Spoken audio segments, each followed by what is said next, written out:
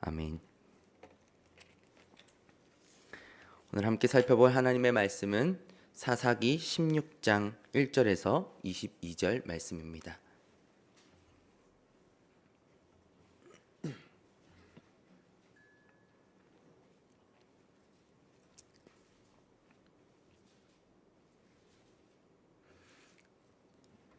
저부터 한 절씩 교독하도록 하겠습니다. 삼손이 가사에 가서 거기서 한 기생을 보고 그에게로 들어갔더니 가사 사람 그들이 곧 그를 애워싸고 밤새도록 성문에 매복하고 밤새도록 조용히 하며 이르기를 새벽이 되게든 그를 죽이리라 하였더라. 삼손이 밤중까지 누워 있다가 그 밤중에 일어나 성 문짝들과 두 문설주와 문빗장을 빼어 가지고 그것을 모두 어깨에 메고 헤브론 앞산 꼭대기로 가니라. 이후에 삼손이 소릿 골짜기에 들릴라라 이름하는 여인을 사랑하매 블레셋 사람의 방백들이 그 여인에게로 올라가서 그에게 이르되 삼손을 깨어서 무엇으로 말미암아 그 큰 힘이 생기는지 그리고 우리가 어떻게 하면 능히 그를 결박하여 굴복하게 할 수 있었는지 알아보라. 그리하면 우리가 각각 은 1,100개씩을 내게 주리라 하니 들릴라가 삼손에게 말하되 청하건대 당신의 큰 힘이 무엇으로 말미암아 생기며 어떻게 하면 능히 당신을 결박하여 굴복하게 할 수 있을는지 내게 말하라 하니 삼손이 그에게 이르되 만일 마르지 아니한 새 활줄 7으로 나를 결박하면 내가 약해져서 다른 사람과 같으리라. 블레셋 사람의 방백들이 마르지 아니한 새 활줄 7을 여인에게로 가져오매 그가 그것으로 삼손을 결박하고 이미 사람을 방 안에 매복시켰으므로 삼손에게 말하되 삼손이여 블레셋 사람들이 당신에게 들이닥쳤느니라 하니 삼손이 그 줄들을 끊기를 불탄 삼시를 끊음같이 하였고 그의 힘의 근원은 알아내지 못하니라. 들릴라가 삼손에게 이르되 보라 당신이 나를 희롱하여 내게 거짓말을 하였도다. 청하건대 무엇으로 당신을 결박할 수 있을는지 이제는 내게 말하라 하니 삼손이 그에게 이르되 만일 쓰지 아니한 새 밧줄들로 나를 결박하면 내가 약해져서 다른 사람과 같으리라 하니라.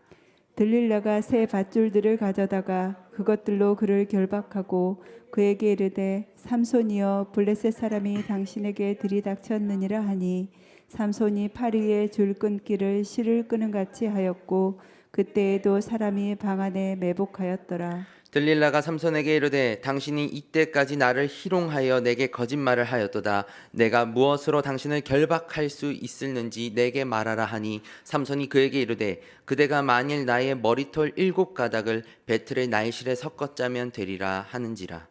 들릴라가 바디로 그 머리틀을 단단히 짜고 그에게 이르되 삼손이여 블레셋 사람들이 당신에게 들이닥쳤느니라 하니 삼손이 잠을 깨어 배틀의 바디와 날씨를 다 빼내니라. 들릴라가 삼손에게 이르되 당신의 마음이 내게 있지 아니하면서 당신이 어찌 나를 사랑한다 하느냐. 당신이 이로써 3번이나 나를 희롱하고 당신의 큰 힘이 무엇으로 말미암아 생기는지를 내게 말하지 아니하였도다 하며 날마다 그 말로 그를 재촉하여 조르매 삼손의 마음이 번뇌하여 죽을 지경이라. 삼손이 진심을 드러내어 그에게 이르되 내 머리 위에는 삭도를 대지 아니하였나니 이는 내가 모태에서부터 하나님의 나실인이 되었음이라. 만일 내 머리가 밀리면 내 힘이 내게서 떠나고 나는 약해져서 다른 사람과 같으리라 하니라. 들려가 삼손이 진심을 다 알려주므로 사람을 보내어 블레셋 사람들의 방백들을 불러 이르되 삼손이 내게 진심을 알려주었으니 이제 한 번만 올라오라 하니 블레셋 방백들이 손에 은을 가지고 그 여인에게로 올라오니라. 들릴라가 삼손에게 자기 무릎을 베고 자게 하고 사람을 불러 그의 머리털 7가닥을 밀고 괴롭게 하여 본즉 그의 힘이 없어졌더라.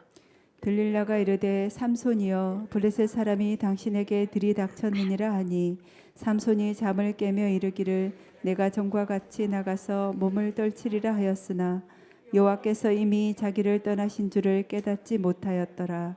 블레셋 사람들이 그를 붙잡아 그의 눈을 빼고 끌고 가사에 내려가 놋줄로 매고 그에게 옥에서 맷돌을 돌리게 하였더라. 그의 머리털이 밀린 후에 다시 자라기 시작하니라. 아멘. 오늘은 사사기 삼손에 관한 본문으로 네 번째 시간입니다. 지난번 우리는 자신의 아내와 장인을 죽인 블레셋 사람들에 대한 이스라엘 사사 삼손 개인의 사사로운 복수를 위해 이 삼손이 단독으로 그들 블레셋과의 전쟁을 치르는 모습을 통해 그의 인간적인 연약함을 살펴보았습니다. 하나님의 은혜로 날 때부터 하나님께로부터 나시린으로 부름을 받아 놀라운 은사와 소명을 받았음에도 그러한 소명과 하나님의 언약 백성의 정체성에는 전혀 관심이 없는 자신의 욕망과 욕구만을 채우려는 망나니 사사가 바로 삼손이었습니다. 그러나 하나님께서는 그러한 그의 연약함마저도 블레셋으로부터 자기 백성을 구원하시는 하나님의 구원 사역에 사용하는 분이셨습니다. 다시 말해 형편없는 우리 인생이 하나님의 일에 쓰임 받도록 하시고 그로 인해 영광스러운 삶이 되도록 우리의 삶 가운데 고군분투하고 계신 분은 하나님뿐이시기 때문에 우리의 열정과 헌신의 방향을 바르게 하여 하나님께 드리고 엔학고레에서 그 목이 말라 지쳐 있던 삼손에게 생수를 허락하시는 그 하나님의 긍휼과 사랑을 구하며 그분을 의지하며 살아가자라고 그렇게 다짐하는 시간들을 가졌습니다. 지난번 말씀을 떠올리면서 계속해서 오늘 함께 살펴볼 말씀은 사사기 16장 1절에서 22절까지의 말씀으로 작은 태양 삼손이 밤의 여인 들릴라로 인해 빛을 잃어버리는 이야기에 대해 살펴보고 이 말씀의 교훈을 우리의 삶 가운데 적용해 보고자 합니다. 오늘 말씀의 본문 이야기에서 강조하는 크게 세 가지 교훈을 중심으로 살펴보려고 합니다. 하나하나 나눠보도록 하겠습니다. 오늘 본문의 첫 번째 교훈은 바로 사람이 자기 소견에 오른 대로 죄를 향하여 나아가는 것은 곧 죽음을 향하여 나아가는 것과 같으므로 신자는 죄악된 육신의 정욕을 멀리해야 한다라는 것입니다. 자기 소견에 오른 대로 내 눈에 나의 만족을 채워주는 것을 쫓아 살아가는 것은 곧 죽음을 향하여 나아가는 것과 같습니다.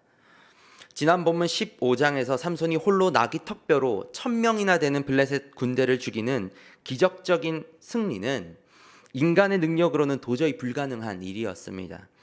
그러나 그것이 가능한 이유는 하나님의 영이 그에게 임하기 때문이었습니다. 오직 하나님의 은혜와 힘주심으로 인해 그가 승리할 수 있었다는 것입니다. 비록 그것이 인간적인 복수심으로 인한 전쟁이었을지라도 하나님께서는 삼손을 사용하셨고 삼손은 하나님의 은혜를 경험하게 되었습니다.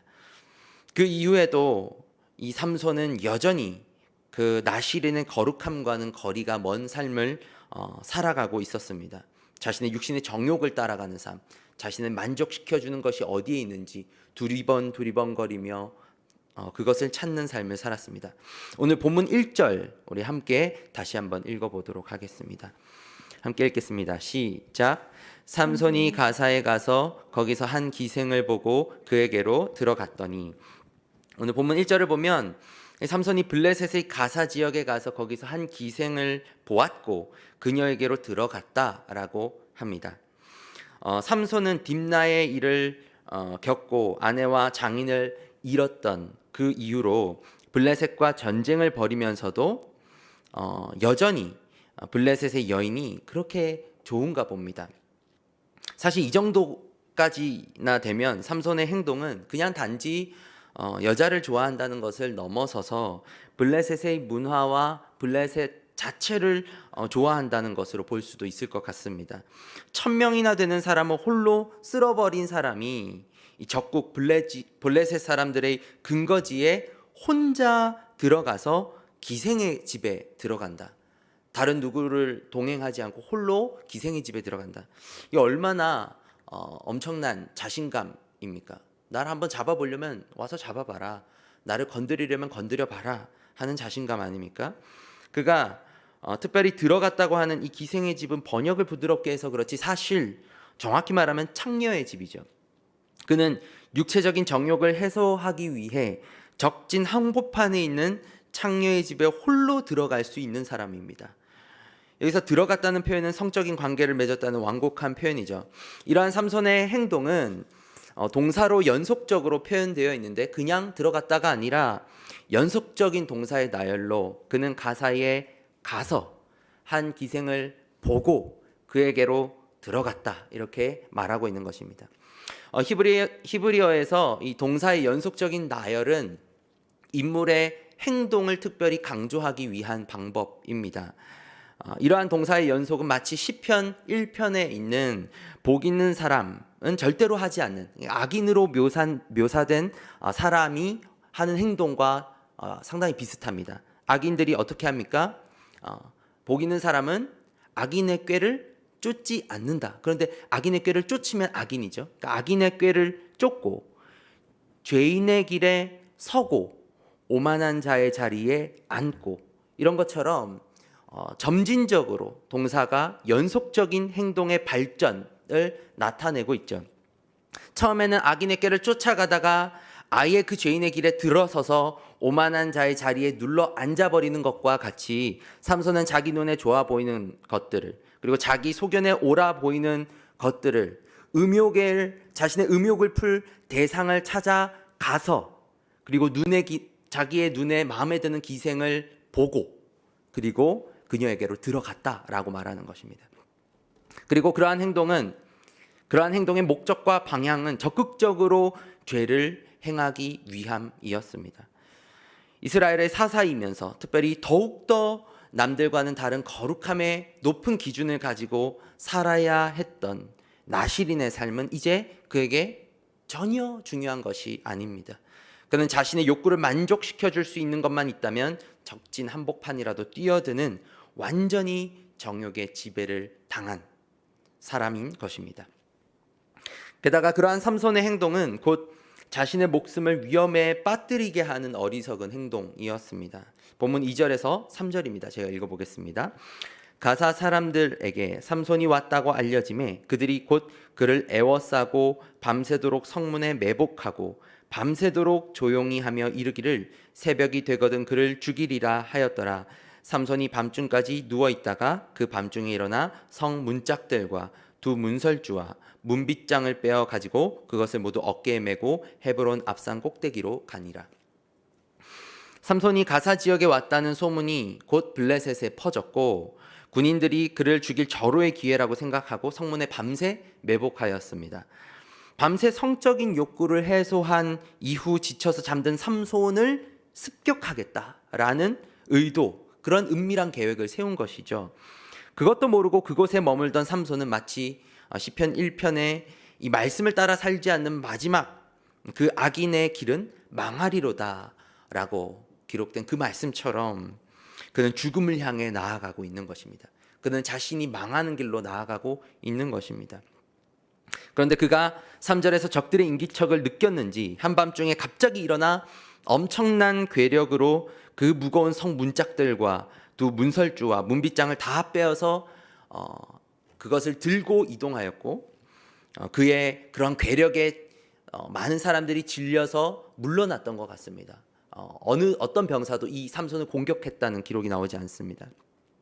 그렇게 병사들의 매복을 벗어났고 온갖 무거운 문짝들을 다 들고 일전에 자신을 포박하여서 블레셋에 넘겼던 유다 지파 사람들이 있는 헤브론 앞산까지 나아가서 이 헤브론 사람들에게 자신의 모습을 비추며 그들을 조롱하였습니다.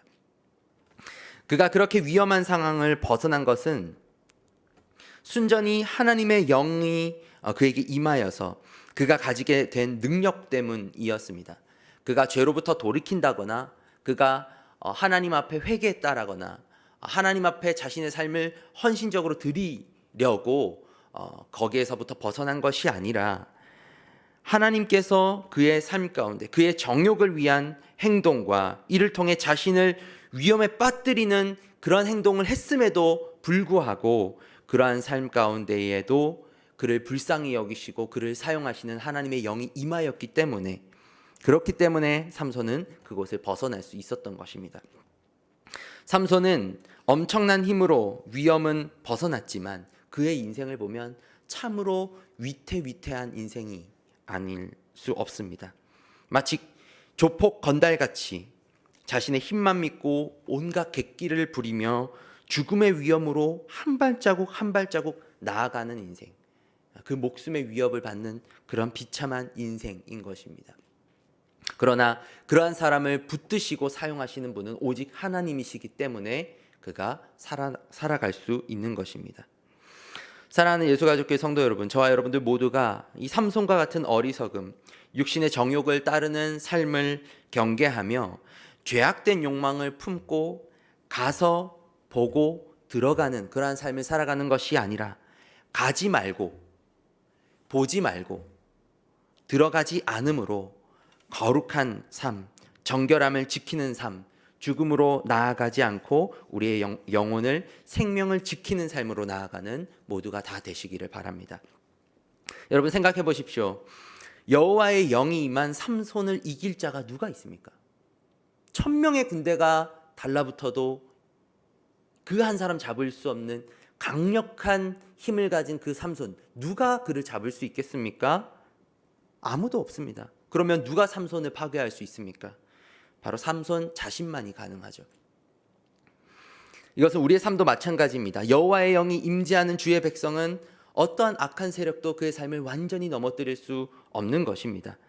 여러분, 거룩함을 버리고 죄로 인해 자신을 망가뜨려가는 그러한 자기의 삶을 스스로 망가뜨려가는 그런 삼손의 삶을 본받지 마십시오. 제발 하나님께서 기뻐하시지 않는 곳에 가지 마십시오. 하나님께서 기뻐하시지 않는 것은 보고 즐기지 마십시오. 하나님께서 아름답게 여기시지 않는 곳에 들어가지 마십시오. 그것이 우리에게 생명을 얻게 하는 길이고 말씀을 따라 사는 길이며 주님께서 인정하시는 의인의 길, 거룩한 언약 백성이 나아가야 할 길인 것입니다. 그런 저와 여러분들이 다 되시기를 주님의 이름으로 간절히 바랍니다. 오늘 말씀의 두 번째 교훈은 바로 신자의 힘의 원천은 눈에 보이는 겉모습이 아니라 눈에 보이지 않으시는 여호와 하나님의 영이다라는 것입니다. 가사의 기생을 만난 이후 오늘 본문 4절부터 삼손은 소랫골짜기에서 드디어 우리 모두가 잘 알고 있는 한 여인을 만나게 됩니다. 그 여인의 이름이 무엇입니까? 잘 아는 들릴라입니다. 사실 삼손이 일전의 14장에서 처음 자신의 아내로 맞이했던 블레셋의 딥나 여인, 그리고 오늘 본문 1장에서 삼손이 가사에서 찾았던 기생의 경우에 그녀들의 이름은 본문에 전혀 언급되어 있지 않습니다. 그냥 그런 여인, 심지어 삼손과 결혼했던 여인도 그냥 딥나 여인이라고 기록되어 있죠. 그러나 이와는 대조적으로 오늘 본문에서 삼손이 만나는 여인의 이름을 들릴라라고 정확하게 기록하고 있습니다. 왜냐하면 그 여인의 이름이 매우 중요하기 때문이죠. 게다가 삼손이 이 여인을 사랑했다라고 기록하고 있는 것을 볼 때 매우 특별한 여인임에 틀림없습니다. 본문 4절입니다. 본문 4절 우리 함께 읽어보도록 하겠습니다. 시작. 이후에 삼손이 소래 골짜기에 들릴라라 이름하는 여인을 사랑하매. 여러분, 들릴라라는 이름 우리 너무 잘 아는 이름이지 않습니까? 어렸을 때부터 교회를 다녔다면 삼손과 들릴라 이야기 참 많이 들었고, 그리고 삼손과 들릴라의 이 이야기를 가지고 만들어진 영화가 역사적으로 얼마나 많은지 모릅니다. 그만큼 삼손과 들릴라의 이 이야기는 매우 많은 사람들에게 흥미를 자아내는 이야기이고 상당히 극적이고 재미있는 그런 이야기입니다. 특별히 이 들릴라라는 여인의 이름과 삼손의 이름의 의미를 자세히 살펴보면 이 본문을 기록한 본문의 저자가 강조하고 있는 중요한 이야기들을 발견할 수 있는데요. 학자들은 특별히 들릴라라는 이 여자의 이름이 어디로부터 왔는지를 한 두 가지 정도로 추정을 하고 있습니다. 첫째로는 바로 밤이라는 뜻입니다. 히브리어로 라일라라는 말은 밤을 뜻하는 말입니다. 그러니까 보케르 토브 이러면 좋은 아침입니다. 그다음에 라일라 토브 이러면 좋은 밤입니다. 이렇게 인사를 하는 것이거든요. 그러니까 라일라라고 하는 말이 밤이라는 뜻인데 그 들릴라의 이름이 바로 들라일라 라는 말이라는 것이죠. 그러니까 참 재밌지 않습니까? 지난번 삼손 이야기 첫 번째 설교에서 제가 삼손의 이름을 설명할 때 뭐라고 설명하셨죠? 태양을 뜻하는 세메시라는 말과 뒤에 온자라는 말이 붙어서 작은 태양, 태양의 사람, 작은 태양을 의미하는 이름이 바로 삼손, 심숀이라는 말이고, 그리고 지금 이 들릴라라는 이름, 어떤 이름입니까? 밤의 여인이라는 말인 것이죠. 그러니까 삼손과 들릴라의 만남은 어떤 만남인 것입니까? 작은 태양과 밤의 여인이 만나는 그런 이야기인 것입니다. 참 재미있는 빛과 어둠의 대조 아닙니까? 작은 태양 삼손이 밤의 여인 들릴라를 사랑한다. 이 들릴라라는 이름이 밤이라는 그런 의미에서 온 것 이외에도 또 학자들이 한 가지 더 추정하고 있는 이 들릴라의 이름의 어원은 바로 따은 머리라는 뜻이 있습니다. 학자들은 들릴라의 이름을 밤의 여인에서 가지고 오기도 하지만 히브리어로 달라트라고 하는 따은 머리를 뜻하는 히브리어에서 나온 이름이라고 보기도 합니다. 실제로 이 달라트라는 말은 아가서 7장 5절에서 사용되었는데요. 제가 아가서 7장 5절을 한번 읽어보겠습니다. 머리는 갈멜산 같고 드리운 머리털은 자주 빛이 있으니 왕이 그 머리카락에 매이었구나. 그러니까 들릴라라는 이름 자체가 후에 이 삼손이 머리카락이 매이게 되는 그런 이야기에 대하여 미리 예상하게 하는 이름이라는 것이죠. 때문에 사사기 저자가 일부러 다른 여인들의 이름은 기록하지 않았지만 이 들릴라라는 이름을 꼭 언급하면서 이 삼손의 이름과 대조적으로 이것을 소개하면서 그 의미를 좀 더 많은 사람들이 문학적으로 느낄 수 있도록 이렇게 기록을 해놓았다는 것입니다. 이렇게 삼손이 밤의 여인 들릴라를 사랑한다는 사실을 안 블레셋 사람들은 그 들릴라를 이용한 미인계를 통해 삼손의 신적인 힘의 근원을 알아내기로 하였습니다. 그래서 이 여인을 매수하였는데 본문 5절을 보면 블레셋의 방백들, 블레셋의 5개 도시의 통치자들이 이 여인에게로 올라가서 그 들릴라에게 거래를 제안하는 것을 볼 수 있는데, 그들은 들릴라에게 각각 은 1,100개씩을 주겠다고, 그러니까 삼손의 그 힘의 근원이 어디서부터 오는 것인지 꼭 알아내 달라라고 그들이 요구하는 것이죠. 그들이 약속한 은 1,100개는 계산해 보면 당대의 연봉의 550배, 그러니까 5도시에서 방백들이 다 주는 것이니까 550배. 그러니까 연봉을 가장 적게 잡아도 1년에 2천만 원 번다고 해도 대략 100억에 달하는 돈입니다. 어마어마한 금액이죠. 이 정도의 엄청난 금액을 제시한 것을 보면 블레셋 이 민족 전체가 삼손을 얼마나 잡고 싶어 했는가를 우리가 알 수 있는 것이죠. 들릴라는 그런 엄청난 거래의 제안에 넘어가서 삼손의 약점을 알아내기로 합니다. 자신을 사랑한다고 쫓아오는 그 남자를 돈을 가지고 팔아버리는 일을 하는 것이 바로 들릴라입니다. 이것도 모르고 삼손은 들릴라를 사랑합니다. 사실 삼손이 들릴라를 사랑했다는 이 표현도 이전에 다른 여인들과의 관계에서는 전혀 없었던 표현으로 삼손이 이 들릴라에게 매우 애절하게 매여 있다라는 것을 보여줍니다. 반면 들릴라가 삼손을 사랑했다는 말은 어디에도 없습니다. 들릴라에 대한 이 삼손의 사랑은 삼손의 오직 일방적인 사랑이었습니다. 오히려 들릴라는 삼손을 사랑하기보다 그를 받아서 받을 돈을 사랑하는 여인이었습니다. 본문 6절에서 14절까지 들릴라는 삼손을 꿰기 시작합니다. 그리고 그 꿰는 3번이나 반복되고 있는데 대화의 내용을 보면 이 밀고 당김이 매우 큰 긴장감을 줍니다. 3번이나 반복되는 그 꿰임에서 들릴라의 집착적인 질문에 마음이 약해진 이 삼손의 대답이 점점 더 자신의 힘의 근원이 무엇인지 가르쳐주는 방향으로 진실을 향해 나아가고 있기 때문입니다. 처음에는 들릴라도 아주 부드럽게 질문합니다. 골리앗, 이 팔뚝 좀 봐. 이 어디서 나오는 거예요? 당신의 그 큰 힘이 왜 생기는지, 그리고 그것을 어떻게 하면 내가 그것을 결박해서 당신을 묶고 굴복하게 할 수 있는지 나에게 말해주세요. 사랑하는 사람은 상대방에게 자신의 연약함과 자신의 부족함을 보여주기 마련이죠.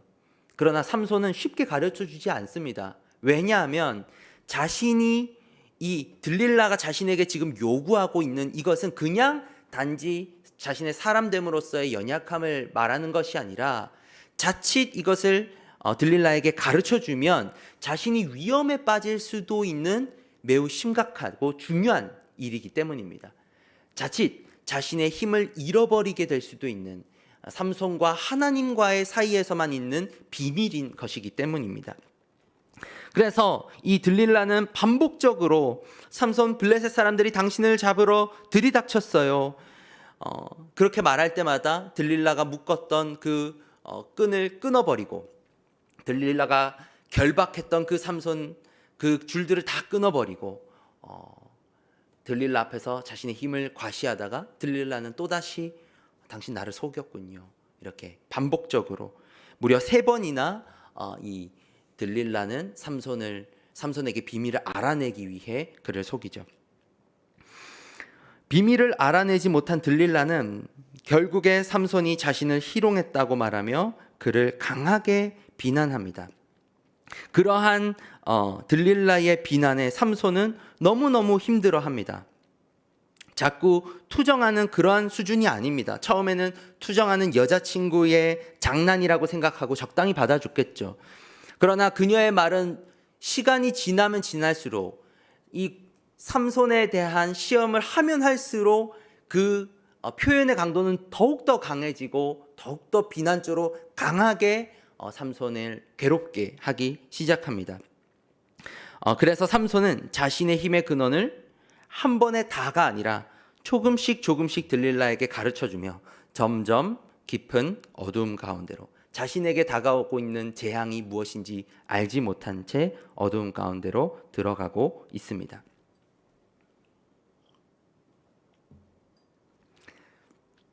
사실 이렇게까지 3번이나 반복하여 들릴라가 유혹한 끝에 삼손이 비록 진실에 가깝게 가르쳐 주었다고 해도 그가 그 힘을 정확하게 가르쳐 주지 않은 이유는 그가 비록 포도원에 들어가고 동물의 시체를 만지고 그리고 그 시체로부터 꿀을 떠 먹고 성적으로 방탕하게 삶으로써 거룩하게 살아가야 하는 나시린의 규례를 어겨왔다고 해도 자신의 나시린 신분에 대한 최후의 자부심과 집착은 가지고 있었기 때문이었습니다.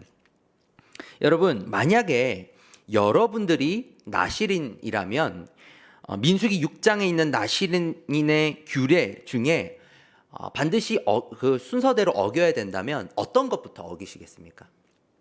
한번 고민해 보시기 바랍니다. 첫 번째, 포도에서 나오는 것을 먹으면 안 된다. 그러니까 포도도 먹으면 안 되고 포도주도 먹으면 안 되고 독주도 먹으면 안 됩니다. 두 번째, 시체를 가까이 하면 안 된다. 동물의 시체도 가까이 하면 안 되고 사람 시체도 가까이 하면 안 됩니다. 그리고 세 번째, 칼을 머리카락에 대서 머리를 잘라내면 안 됩니다. 이 3가지 중에 뭐부터 하시겠습니까? 한번 고민해 보십시오. 첫 번째, 두 번째를 먼저 하는 것은 상관없는 것 같습니다. 그런데 3번째는 무조건 버틸 것 같습니다. 안 하고, 어기지 않고. 왜 그렇습니까? 술을 마셔도 안 마셔도 모릅니다.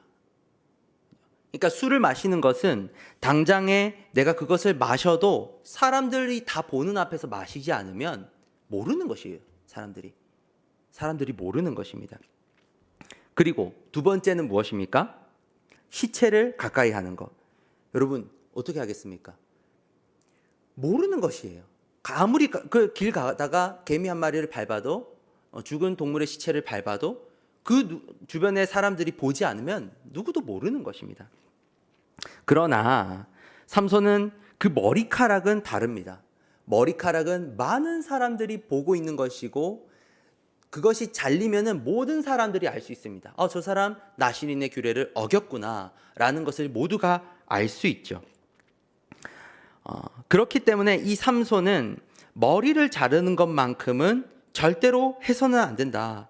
내가 많은 사람들에게 내가 하나님 앞에 거룩함을 잘 지켜야 되지만 이거 두 가지는 내가 꿀을 너무 먹고 싶었고 그리고 포도 너무 먹고 싶었고 잔치에 참여해서 친구들과 술을 너무 먹고 싶었고 그러나 이것들은 다 감출 수 있지만 모든 사람들이 내 얼굴을 보면서 내 머리를 보면서 당장에 깨달을 수 있는 이것은 내가 절대로 어기지 말아야 되겠다.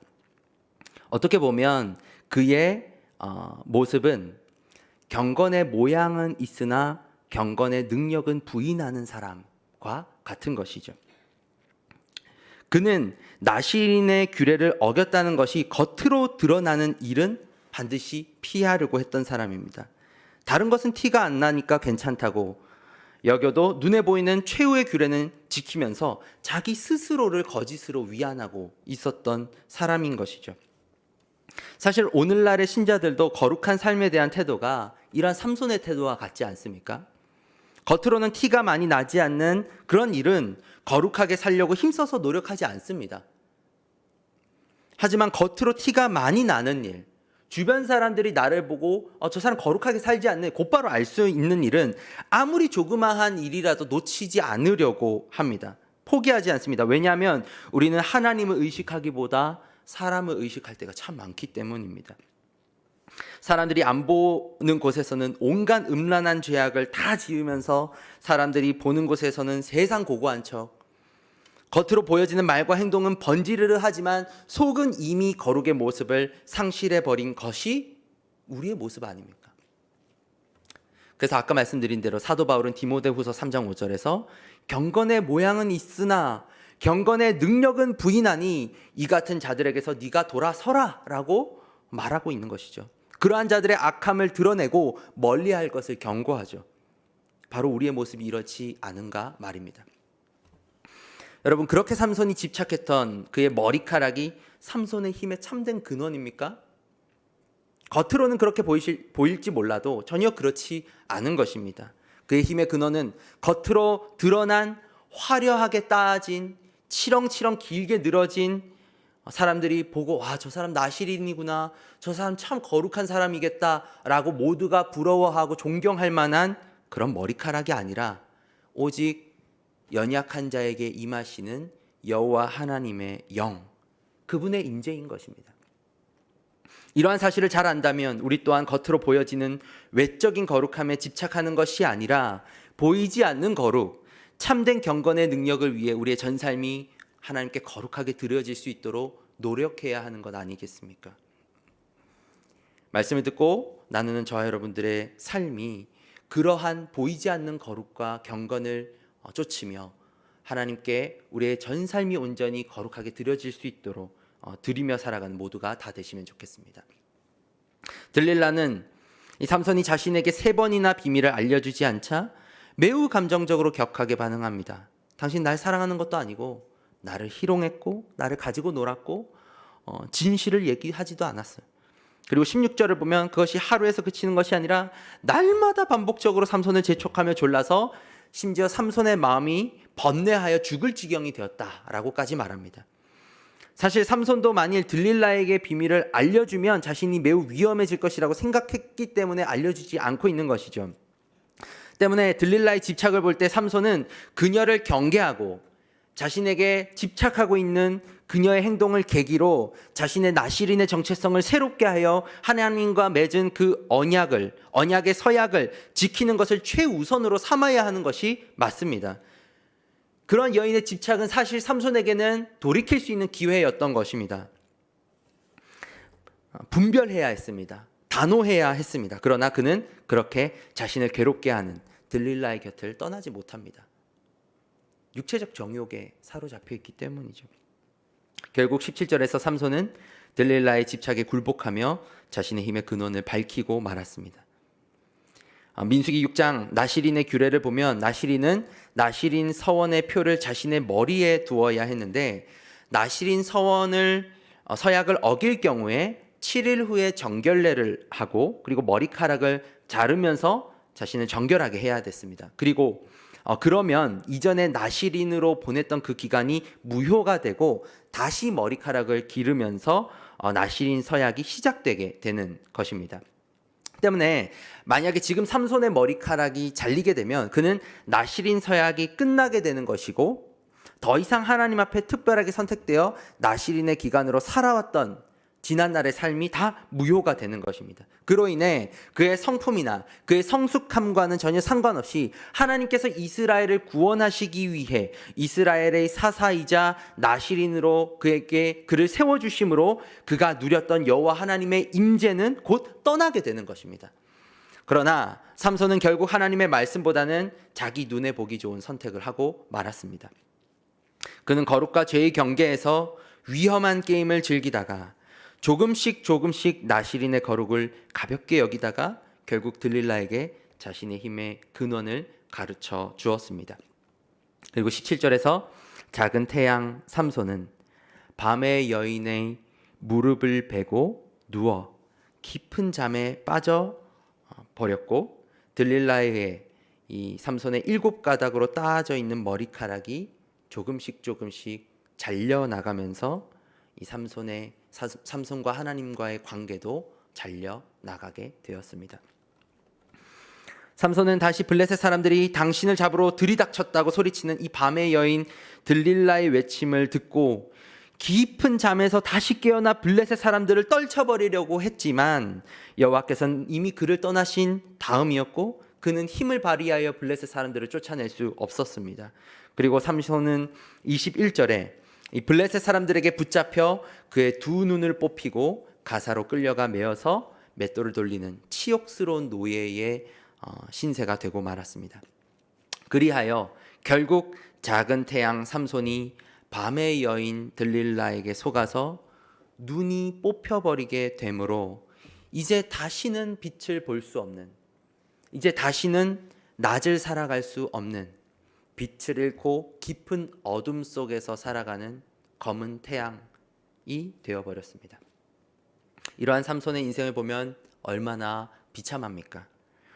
오늘 말씀을 듣고 나누는 저와 여러분 모두가 우리에게 임재하시는 여호와 하나님께서 우리의 능력임을 믿고 삼손처럼 경건의 겉모양만을 쫓으며 살아가는 삶이 아니라 삶의 모든 부분, 그 어떤 사람을 의식하지 않고 우리의 마음의 중심을 보시며 우리의 삶의 전부를 바라보시는 그 여호와 하나님 앞에 우리의 삶의 모든 부분이 거룩하게 드려질 수 있도록 하나님 앞에 올려드리며 살아가는 모두가 다 되시기를 바랍니다. 오늘 말씀의 마지막 세 번째 교훈은 바로 신자는 밤에 속한 자가 아니라 낮에 속한 자가 되어야 하며 어둠이 아니라 빛에 속한 자로 살아가야 한다는 것입니다. 우리가 계속적으로 살펴보고 있는 이 삼손의 이야기는 처음부터 끝까지 계속적으로 빛과 어두움을 대조적으로 보여주고 있습니다. 사사기의 그 어두운 시기에 삼손이라는 작은 태양을 창조하신 하나님, 그리고 그 작은 태양 삼손과 밤의 여인이라는 들릴라의 대조, 이뿐 아니라 눈을 뜨고 자기 소견에 옳은 대로 행하던 삼손이 눈을 잃고 어둠에 나아가게 되는 이 빛과 어둠의 극적인 대조를 통해 이 삼손의 삶이 얼마나 비극적인가, 그리고 빛과 어둠의 대조를 통해 빛으로 나아가야 한다라는 것을 보여주고 있습니다. 하나님의 백성들은 반드시 밝은 빛 가운데 거해야 하며 어둠에 속한 자로 살아서는 안 된다라는 것입니다. 이것은 그냥 단지 구약의 사사기에서의 가르침뿐만 아니라 신약에서도 동일하게 말하는 진리입니다. 특별히 사도 바울은 말씀을 통해 빛과 어두움, 거룩함과 음란함을 대조적으로 말하며 신자가 밤이 아니라 낮에, 어둠이 아니라 빛에 속한 자들임을, 그리고 육신의 일이 아니라 영의 일을 따르는 자들임을 로마서 13장, 에베소서 5장, 데살로니가전서 5장에서 반복적으로 강조하는 것을 볼 수 있습니다. 오늘 본문 너무 중요한 본문들인데 한 번씩 제가 읽어보도록 하겠습니다. 로마서 13장 11절에서 14절입니다. 또한 너희가 이 시기를 알거니와 자다가 깰 때가 벌써 되었으니 이는 이제 우리의 구원이 처음 믿을 때보다 가까웠음이라. 밤이 깊고 낮이 가까웠으니 그러므로 우리가 어둠의 일을 벗고 빛의 갑옷을 입자. 낮에와 같이 단정히 행하고 방탕하거나 술 취하지 말며 음란하거나 호색하지 말며 다투거나 시기하지 말고 오직 주 예수 그리스도로 옷 입고 정욕을 위하여 육신의 일을 도모하지 말라. 에베소서 5장 8절에서 14절입니다. 너희가 전에는 어둠이더니 이제는 주 안에서 빛이라. 빛의 자녀들처럼 행하라. 빛의 열매는 모든 착함과 의로움과 진실함에 있느니라. 주를 기쁘시게 할 것이 무엇인가 시험하여 보라. 너희는 열매 없는 어둠의 일에 참여하지 말고 도리어 책망하라. 그들이 은밀히 행하는 것들은 말하기도 부끄러운 것들이라. 그러나 책망을 받는 모든 것은 빛으로 말미암아 드러나나니 드러나는 것마다 빛이니라. 그러므로 이르시기를 잠자는 자여 깨어서 죽은 자들 가운데서 일어나라. 그리스도께서 너에게 비추이시리라 하셨느니라. 마지막 데살로니가전서 5장 4절에서 8절입니다. 형제들아, 너희는 어둠에 있지 아니하매 그 날이 도둑같이 너희에게 임하지 못하리니 너희는 다 빛의 아들이요 낮의 아들이라. 우리가 밤이나 어둠에 속하지 아니하나니 그러므로 우리는 다른 이들과 같이 자지 말고 오직 깨어 정신을 차릴지라. 자는 자들은 밤에 자고 취하는 자들은 밤에 취하되 우리는 낮에 속하였으니 정신을 차리고 믿음과 사랑의 호심경을 붙이고 구원의 소망의 투구를 쓰자. 이러한 바울의 가르침은 우리의 정체성이 어둠이 아니라 밝은 빛 가운데 있어야 한다는 것을 확실하게 보여줍니다. 신자들은 더 이상 어둠에 속하여 육신의 일을 도모하는 사람들이 아니라 깨어서 낮에 속하여 거룩하고 정결한 삶으로 죄악된 이들을 멀리하고 오직 빛 가운데 계신 주님 앞에서 그 거룩한 주님의 빛이 밝히 드러날 수 있도록 빛 가운데 살아가야 하는 사람들인 것입니다. 사랑하는 예수가족교회 성도 여러분, 말씀에 비추어 우리의 삶이 지난 날을 버리고 새로워져야 하겠습니다. 더 이상 우리의 소견에 옳은 대로 죽음을 향하여 나아가는 삶이 아니라 경건의 모양만을 쫓아가는 삶이 아니라 경건의 능력을 믿고 어둠이 아니라 빛에 속한 자로 살아가야 하겠습니다.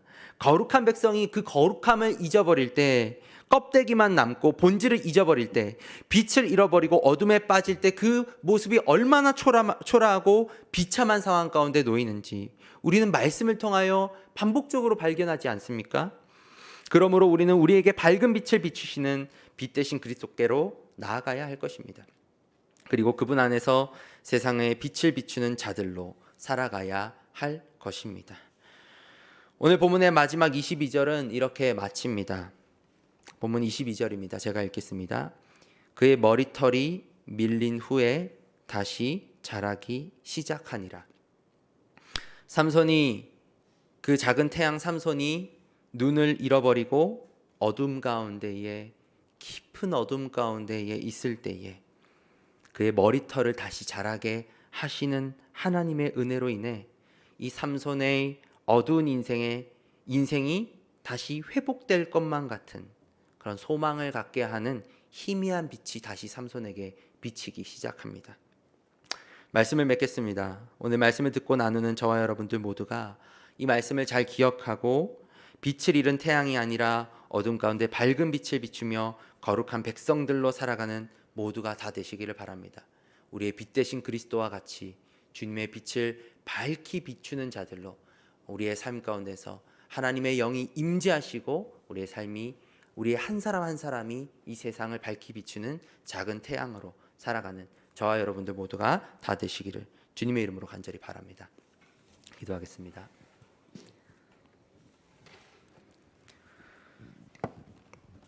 시간 함께 기도하실 때 먼저는 말씀에 비추어 우리의 삶을 돌아보시면 좋겠습니다.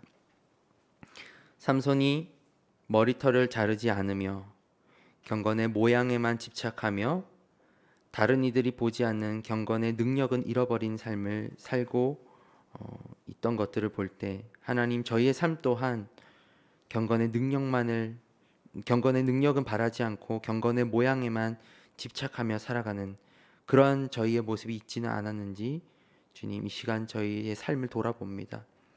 주님 말씀으로 저희를 새롭게 해주시고 더 이상 형식에 매여 있는 것이 아니라 껍데기에 집착하는 것이 아니라 우리의 경건을 거룩함의 본질을 회복하는 주님의 자녀들이 될 수 있도록 누가 봐서 주님을 바르게 섬기는 것이 아니라 하나님을 의식하며 보이지 않는 곳에서도 거룩하게 살아가는 주님의 백성들이 될 수 있도록 주님 저희를 도와주시옵소서, 붙잡아 주시옵소서. 그렇게 기도하시고 두 번째로 빛을 잃은 자들이 어둠에 속하지 않고 빛의 자녀로, 어둠이 아니라 낮에 속한 자들로 살아갈 수 있도록 주 예수 그리스도의 밝은 빛을 우리에게 비추어 주시옵소서.